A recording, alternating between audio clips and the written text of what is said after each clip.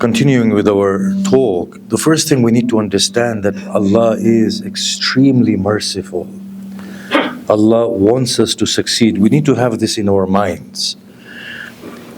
The nature of Allah for our consumption is to be deduced by our own nature. So as parents, if we want our children to succeed, and we constantly forgive them in order to encourage them to succeed, and as instructors, we want our students to graduate and their success reflects our success, then that is the very nature of God instilled within us. The only difference is that God is a blind lover.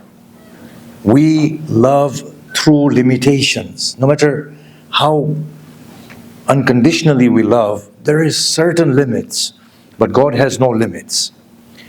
We forgive, but God is all forgiving. Yes, otherwise God would not remain God by definition. And of course we can't worship a God who is not all merciful and all forgiving, and who cannot forgive someone.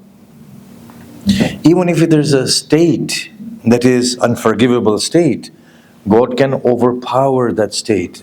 Just want to construct this prelude. When the Prophet came, he came to people who were monstrous, not all of them, but majority of them were monstrous people. They saw no problem in killing, in bloodshed, in violating human rights, even burying their own daughters, in ongoing vendettas over petty things. These were people in action ungodly, and their souls were infected, like to the highest degree, shrouded in veils of darkness. What was his method of purging them and bringing them out of that state? He said, I'm wiping the slate clean, start afresh. If you say La ilaha illallah, God will forgive you. Do you know how empowering that is? If you say to a student who's been failing consistently, if you say to the student, don't carry these burdens on your shoulders, I'm forgiving you, everything start afresh. That is so empowering. And that forgiveness from God comes at every moment and at every instance. It only requires us to make that switch within ourselves and give a commitment to God, and it's all done. We heard about Hazrat Hur. He was destined to die at a particular time on the day of Ashura. The choice was entirely his. He could have lived for those 4 hours in the morning, being on the side of Umar ibn Sa'd. He could have chosen to live those 4 hours on the side of Imam Hussain. He made a choice. And he changes his destiny through God from somebody who would be flung into the inferno of hell to someone who gloriously claims his status alongside Imam Hussain and alongside the Prophet of Islam, and becomes an iconic figure for all of us. He made that switch. He was the proximate cause for Imam Hussain to be trapped in that wilderness, was he not? Yet, when God changes things, everything changes. Now Hur becomes a cause for providing us with a savior through whom we can sail our ship to the shores of safety for all eternity. And Hur was the cause of it. See how it changes it all. Whereas on the other hand, Umar ibn Sa'd spends the few nights before Ashura in deep reflection, especially on the night of Ashura. His son reports, he said, should I kill Hussein and bear the burdens unforgivable? Or should I forego the land of Ray, killing of Hussein, and curse the yoke, the fettering of my hands, and the burning for eternity? Whereas leaving the land of Ray is to forego the apple of my eye. Then his soul justifies. But they say God is forgiving. Put Hussein to death and seek forgiveness for 2 years. Thereby rejoice with your land and escape the torment of hell. He did not live to get the land of Ray. It wasn't destined for him, and you know that from history. So as a principle, we need to understand God is forgiving. He has given us this opportunity for us to make good. Every breath is a very costly breath. Yes? I just want to say one more thing before I embark on this talk. When a person is dying, and we'll see this in a few days' time, he will say, Lawla akhartani. Why did you not postpone my death slightly? I said, no. وَلَنْ يُؤَخِّرُ اللَّهُ نَفْسًا إِذَا جَاءَ أَجَلُهَا. And Allah will not postpone the death of anybody when their prescribed time approaches. Finish. In other places, they will say, I'll give my whole entirety of my wealth to procure a little bit of life.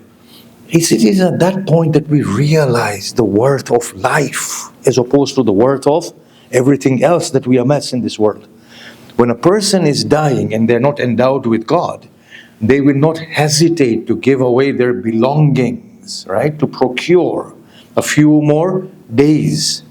Now, if you find that difficult to understand, if our little child was dying, let's say we are ready to die, but if our little child was dying and we were told to give away all our wealth to secure a few more years, we would, without hesitation, give all our wealth away to prolong the life of the child, wouldn't we? None of us would hesitate. This is how costly life is. Every breath of it, every moment of it is very, very expensive. Now, after I've said that, I've realized that I shouldn't be spending time talking, but I should be doing istighfar instead. It's just dawned upon me. Salawat. Now, what we have to realize as we go into this talk, building on yesterday, that there is no paradise, there is no hell beyond us. That paradise that is beyond us, that hell that is beyond us, is a hell that we will reflect through us. It's a paradise that we will reflect through us. What is happening is inside there. Just as there are no idols, there are no gods outside us, there is a God in here that projects his own image on a God and worships it. We create God in our own image, and then we worship ourselves through the image of God. It is not difficult to believe this. We butcher children through the command of God. We hold ourselves as the chosen ones because God has chosen us. We allow ourselves to steal land because God allows us to steal land. Which God can be so barbaric? Tell me. Not God of the throne. It has to be the God I'm projecting on the throne. Can you see this? I am the chosen one. You know when we point fingers at the Zionists? It's a sickness within humanity. The Muslims are saying we are the chosen ones. The Christians are saying you can't have salvation unless you go through Jesus. The Jews are saying we are the chosen ones of God. The Muslims are saying the same thing. And then aside from saying the same thing as a generic group, the Shias are saying we are the chosen ones. The Sunnis are saying we are the chosen ones. There is sickness within us. We are infested with shirk, this arrogance, this intolerance, and we project it on the name of God, and then we worship ourselves through worshiping Allah. We need to awaken to this, that something terrible is taking place here. And of course, Allah is merciful, but what a shame if we don't get our act together, make the most of this opportunity, and then we awaken abruptly in front of our Lord, and then we say, you know, even if we're not afraid of the consequence of what we've done, imagine the embarrassment we will feel. For a noble soul, it's not the hell that burns the noble soul, it's the embarrassment of standing before God that terrifies a noble soul. So we are the salvation and we are the damnation. And we will possibly recite in a few days' time the verses in which the Quran says, this is what you earned. What is inside you is projected outside you. Even today, we feel we are sitting in the same room. We are not sitting in the same room. Are you thinking I'm on something today? We are not in the same room. Seriously, we are not. We are in our own individual rooms. You are as I want you to be, and I am as you want me to be. None of us can share our experiences, physical experiences with each other. I am happy that I've got an opportunity to share with you. You are atoning for your sins being here, listening to me. I'm in a state of bliss. You are in a state of torment. We are not experiencing the same place. It's the inner being that determines what the outer being is experiencing. No two people will share each other's hell, and no two people will share each other's paradise. And you're saying, thank God I won't have to listen to you in paradise again. What happens here is that we need to dig deep inside and awaken. We have to understand what is happening to us. Now, religion teaches us to hate ourselves, to loathe ourselves. Taqwa means this and taqwa means that, and taqwa is just a pill that we have to take. Think about this taqwa, religious taqwa, pray this much and fast this much. And so I was saying to people that you can't fast for 18, 20 hours. This is ridiculous. It's a meaningful fast. And so the verse of the Quran says that God will give paradise to Christians and the Jews and the Sabians in two places, in Surah Baqarah, and then I believe in Ma'idah, towards the end of the prophetic mission. The Jews and the Christians don't fast, right? So they'll go to paradise. So this particular person got very offended. He was a speaker, and you know, I do get sent these beautiful clips. So he said, I have fasted for 20 hours. The other guy hasn't fasted for 20 hours and is still going to get into paradise. How is that right? I said, the fault is of your parents. Had they been Christians, you wouldn't have had to fast and gotten into paradise. It's their problem that they got you out into Islam. Think about the way we are thinking. I fasted for 20 hours, so I have to be in paradise. A soul that is in paradise is a soul that wants to forgive all their enemies. Come on. I would much rather fast, although I'm just saying this, I don't mean this. I would much rather fast so that the Christians and Jews can get into paradise. I'll never do that because I can't even fast the normal fast. It's just a sentiment. A soul endowed with God becomes like the Prophet Muhammad. This is not the way we should be thinking. Now, religion teaches us to loathe ourselves and to hate ourselves. Have you ever seen what happens to children when you teach them to hate themselves and loathe themselves? Do they ever arise as wholesome beings? They are unfulfilled. They never grow into adulthood properly and wholesomely. We are always telling them off. How does that work? In there is a child. In there is a child. And we, the mind, are the parent. Charity begins at home. This is the first person that deserves charity. I'm giving a long prelude, forgive me, but there's a reason why I'm doing this. Now, when you look at children, and you look at their habits, you know, we make a big mistake. We say these children are not turning out to be good. What we don't know is that they are a reflection of us. Whatever we are, we've passed on to those poor little souls. The mess is inside me, that kid is reflecting it. Compounded with my wife's mess, she's good. But you get two messy people producing a great mess. I said she's a good person, yes? It's not to do with me. So now, we say our children are not good. We then torment them, chastise them, force them, you know, do this, do that, don't do this, don't do that. We are ruining the whole person. The essential teachings, spiritual teachings of the Prophet no longer exist. The Prophet Isa's essential teachings have gone. Prophet Muhammad's essential teachings have gone. All we are remaining with is a false sense of taqwa, which is the worst thing ever. It's the worst thing ever. Imagine, we've got so much taqwa that we can't forgive. Tell me, had we not been in this religion, would we ever make sense of a religion in which there is ceremonial cursing? We sit down and say, Allah curse this person, Allah curse this, 100 times curse them. Ceremonialized cursing, does it make sense to anybody? Had we not been born in this religion, would we make sense of the cursing ceremonies?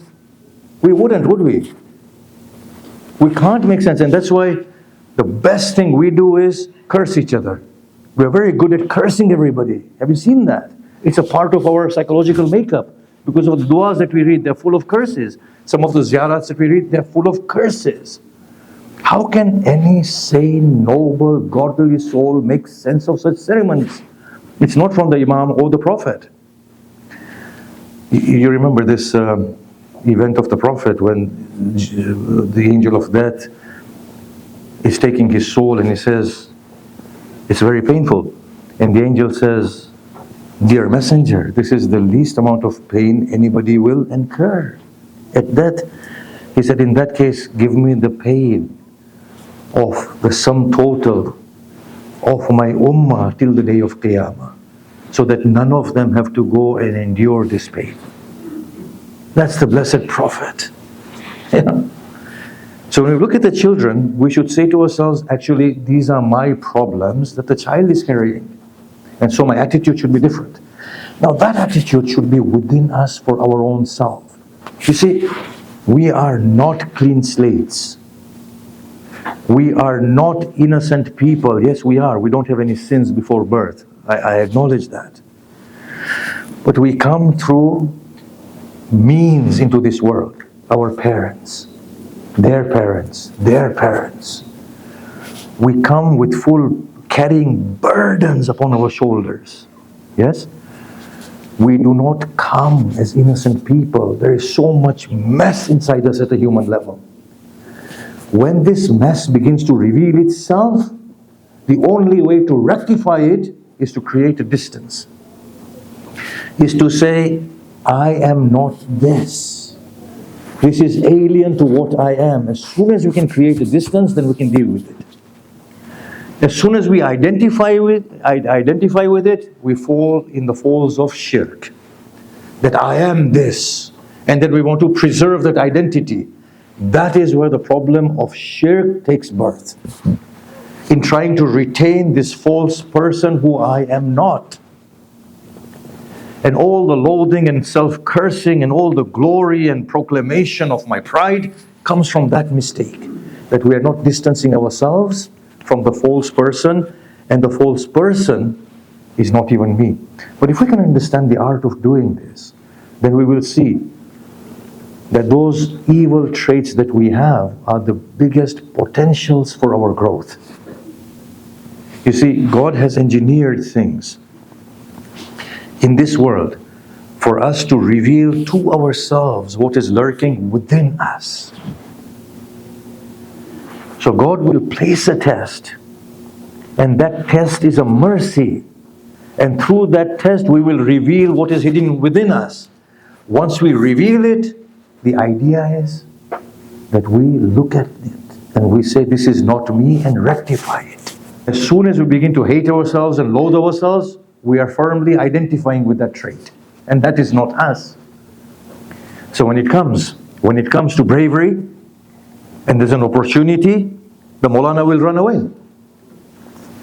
There is that opportunity that, look, you are a frightened person. You are extremely frightened. And I'm going to develop this in a bit. You're very, very frightened. Maybe you should acknowledge that instead of making excuses for yourself. Maybe now you should sit in front of Allah and say, Allah, you know what? I say you are one God and you're all powerful and you plan the best. Forget that. I don't trust you. I'm afraid, and I don't even believe that you can help me. Because if I could believe you would help me, I wouldn't be so afraid. First, acknowledge the problem. Acknowledge the problem and then say, now let's go towards rectification. So that's the way the journey is supposed to take place. So we need to distance ourselves slightly from what we are showing and portraying. So I'm going to emphasize that point once again with an example. If we don't understand that we are salvation and we are damnation, let's give this example. When a student goes to university, what is success? And what is failure? Is success achieving a job that pays large sums of money from university education? Or is success actualizing the knowledge potential of the education? Can you see this? If you actualize the knowledge potential, you have gained substantively from within. The money that comes is a mere effect of that success. Can you see that? The success is internal, not external. We have mistaken paradise to be success. Success is in there. Paradise is just a reflection of that success. What is failure for a university student? To fail to actualize their knowledge potential. It is not to get a mundane job after that. That mundane job that they get is merely a reflection of the real failure. Hell is mere reflection of what we have become from within. In this journey, we are constantly supposed to peel ourselves from our false identity. Constantly look at ourselves. Constantly say, I am not this. It's a false person that is surrounding me. Imagine the amount of time we waste crying over things that don't make any difference. Imagine how much we worry. Think about this, how inconsistent that is with the notion of worshipping one God. That shows we are in a state of shirk. You know, I remember how many times at nights I've lost my sleep due to the worry of what will happen in terms of a particular event in the morning. And then I began to realize that, oh, but I don't know if the morning will come. I don't know if the morning will be there. And then I said, how foolish. I believe in Allah. I believe He can do everything. Think about this. I'm worried about what will happen in the morning, and I can't guarantee that the morning will come. Can you see our state? How much we worry and we are anxious and we say, La hawla wa la quwwata illa billah. There is no La hawla wa la quwwata illa billah. We are worshipping our God that is insecure within us. We don't have a God that is almighty. Hussein's God was Hussein's God, not my God. Yeah? I'm worshipping a feeble image of my own self. So we have to take account of ourselves very deeply, see these things, acknowledge them, and then assess them and work through them and peel ourselves. So when we say meeting with God is not to go towards Qiyamah and seeing God on the throne. If we don't meet and find union with our God today, that God is not to be found tomorrow on the day of Qiyamah. Lima hashartani a'ma, the soul will ask. Why have you raised me blind? Well, you were blind to me, and today you are blind. If God cannot be found in this hole right now, He is not to be found in the Kaaba. If God can not be seen in the hearts and the eyes of His creatures, He is not to be found anywhere else. How strange that we break hearts of each other wherein God lives. And then we preach about being kind to the creatures of God. We are breaking the temple of God in the name of God for the sake of God. Imagine our state. So here is what the Quran says. وَالْعَصْرِ إِنَّ الْإِنسَانِ فِي خُسْرٍ. Man is in a state of loss. We are in a state of loss because of time. We have come here with a very limited time. That time is passing by, and we are not awakening to the urgency of the task ahead of us. 20 years ago, I used to get offended when people criticized my lectures, and I still do. What does that show? That I haven't progressed in the last 20 years. Shall I tell you a story on that note? You probably heard me say it before. So I went to a community to lecture in my younger days, and they made it a big deal that Arif is coming. They didn't call me Shaikh Arif at that time. Agha Arif or something. Arif is coming. And there was such a huge crowd thinking that this guy is going to just talk about things we've never heard before. I stepped out of the lecture hall, and that guy, one was saying to the other one, what a waste of time. Even my friends came to me and said, even when you don't prepare, you are better than this. Man, it crushed my ego to such a level, and it offended me, it hurt me so much. And then I realized that I live for validation. That doesn't mean don't prepare a talk, by the way, but it said to me about myself, this is where you are. You are made by their approval, and you're broken by their disapproval. This is where you are. How will you meet God? We are meeting with God. The meeting is an internal meeting. The meeting can only happen when we allow God inside. But that's also a mistake. God has never been the other. God is the one. When God is the one, how does the meeting happen? By me removing my own self from my own self. Let the beauty of the divine emerge from the soul and let him reclaim his own. The meeting of God is now. And how is the meeting of God? Not, of course, by prayers and fast and everything, but not by rushing to the Kaaba or towards that and meeting him at the throne. No. Is by allowing him to emerge through us. And how do we do that?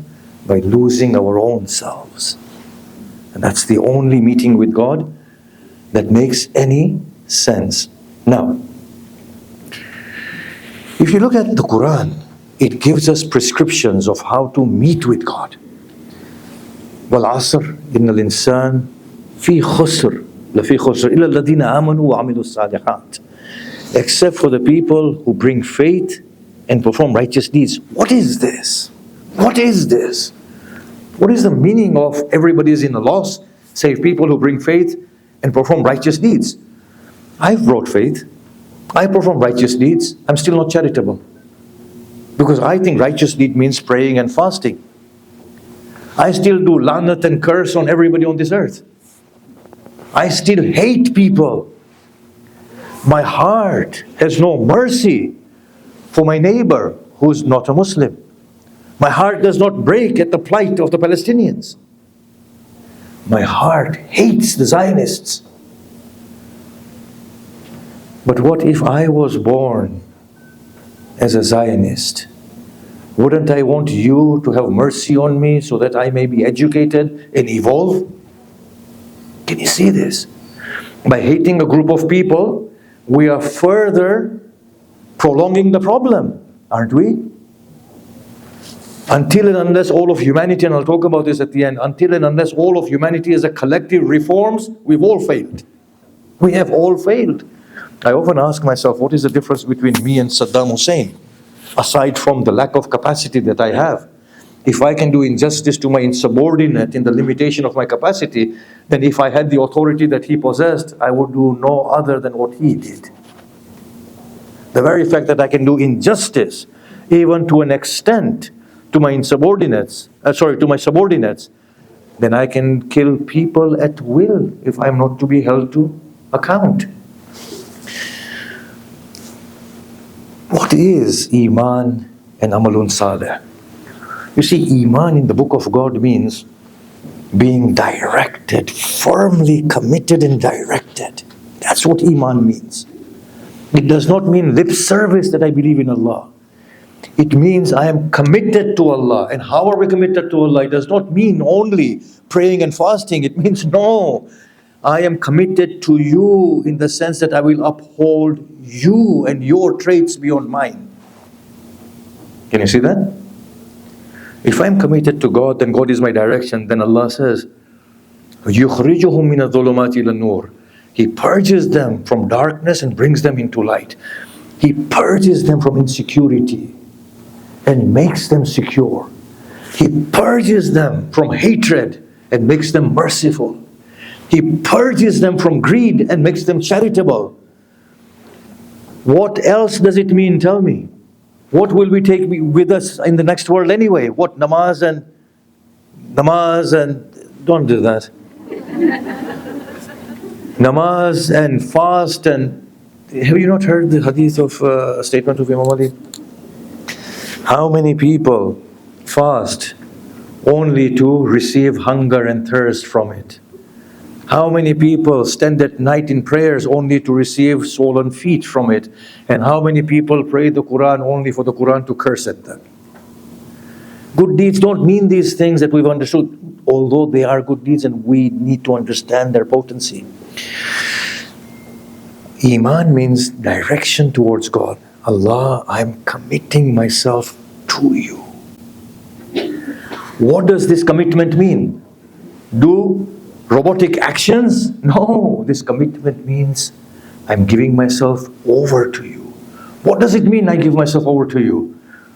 I will let you and your beauty prevail through me. And I will now finish off my limitations and embrace your beauty. When I'm committed to you, it means you have to prevail through me, to an extent that I am no longer, it is but you, O my beloved. This is why Hussain embraces Hur. If it was me, I often ask myself, Hur, looking at you offends me. It's because of you I'm trapped here. I would rather face you in battle and put you to death in order to relieve my soul of the rage that I feel at you. This is me. Hussain says, the man who committed the crime is no longer. This is a new being altogether. He embraces him. So Iman means, obviously I'm not going to finish this, so Iman means commitment to God, directedness to God, God-centeredness. Now when that direction comes, then the good deeds begin and the soul begins to relieve itself of its falsities and false personalities and begins to embrace Allah subhanahu wa ta'ala. Now just clarify that through hadith, right? Hadith Qudsi says, if you want me to forgive you, forgive others. If you want me to feed you, feed others. If you want me to give you a shade on the day in which there will be no shade, give shelter to others. If you forgive others, I will forgive you. Do you know why? Because when we forgive others, it's God showing His self. But what good is that prayer after which I am as hateful of others as I was at the beginning of prayer? What good is that prayer? If I'm as insecure as I was, as I am still as greedy as I was, I don't have the strength to tell the truth and I'm as scared as I was at the beginning. That does not constitute amalun salih. The Prophet said, according to the Quranic verse, that prayer is accepted, the one after which you become a better person. How do you become a better person? Obviously your evil traits are removed.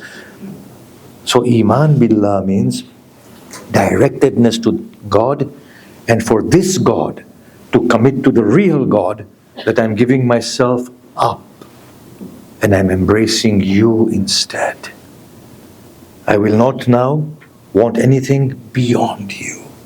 I'm going to discuss this properly, but if we can't embrace the destiny of God, then what God do we believe in? That's the ultimate test that Hussain faced, and we will talk about it. Now let's talk about righteous deeds. The biggest righteous deed is devotion to Allah, sajda, namaz. If only we could understand. The only way to break the great idol is for the idol to fall into prostration in front of the great one. To break itself. I am, but before you, my wajh, my face, which is the most prominent feature of my being, with which I take glory and pride, kisses the dust and humiliates itself in front of you, O Lord. It's such a powerful gesture to break the idol. And we need to do this consistently until the idol inside begins to relent. I'm just pointing at a few levels of good deeds and my time is finished. Oh Allah, I perform this for your sake. That's a good deed. Deeper than that is, oh Allah, I thank you for the opportunity of allowing me to serve in your name.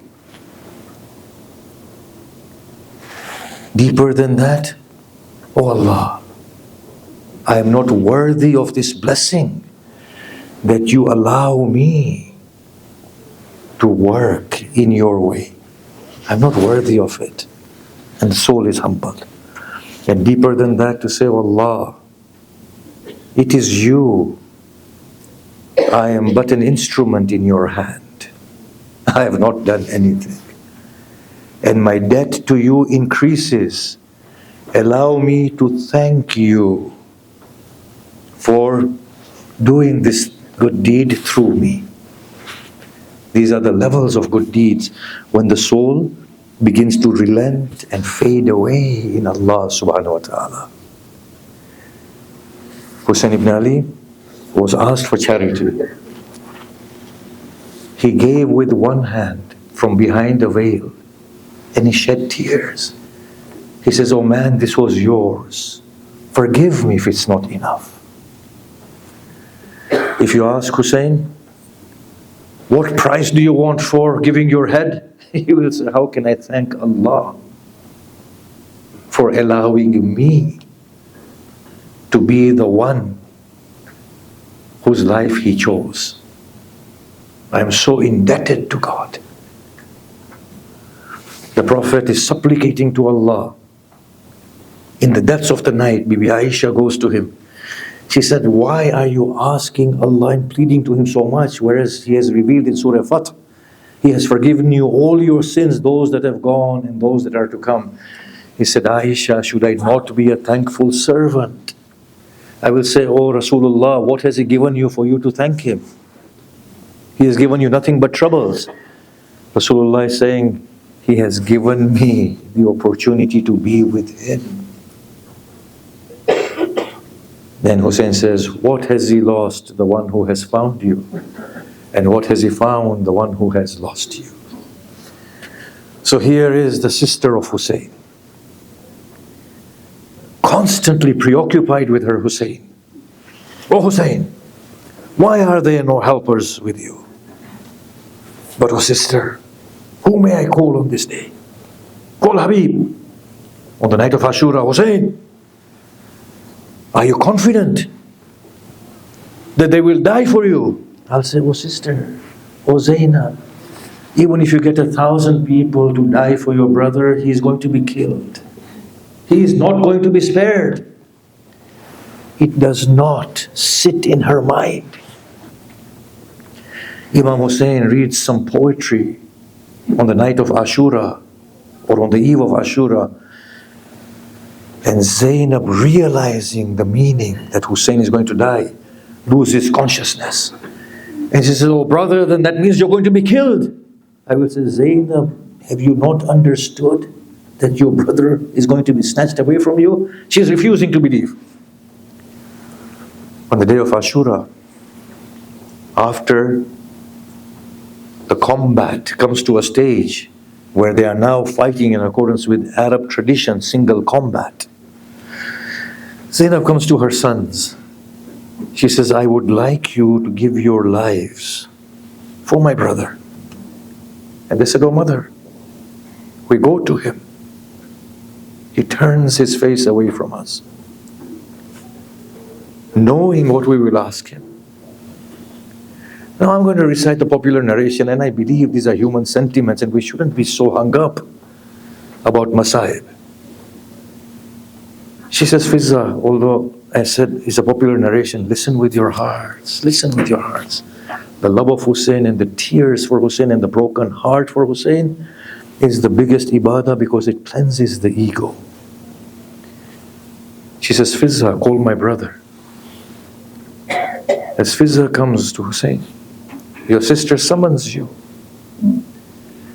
He comes. She says, "Oh brother, look at me." He is refusing to look at her. "Look at me." He looks at her.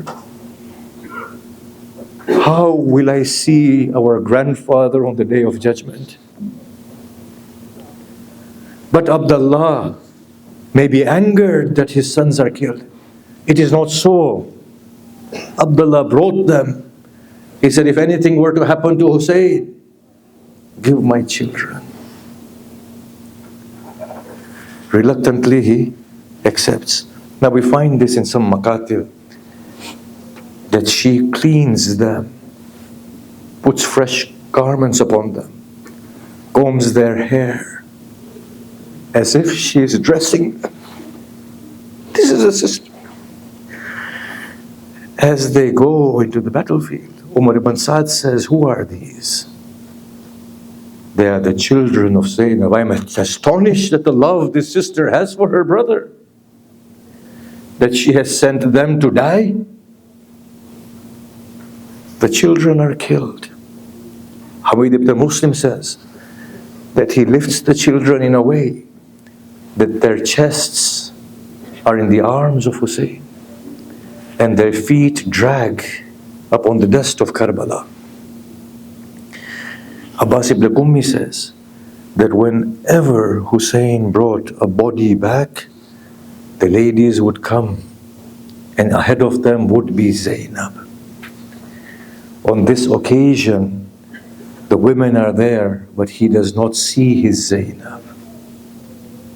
Abbas Qummi replies that she did not want to cause her brother embarrassment.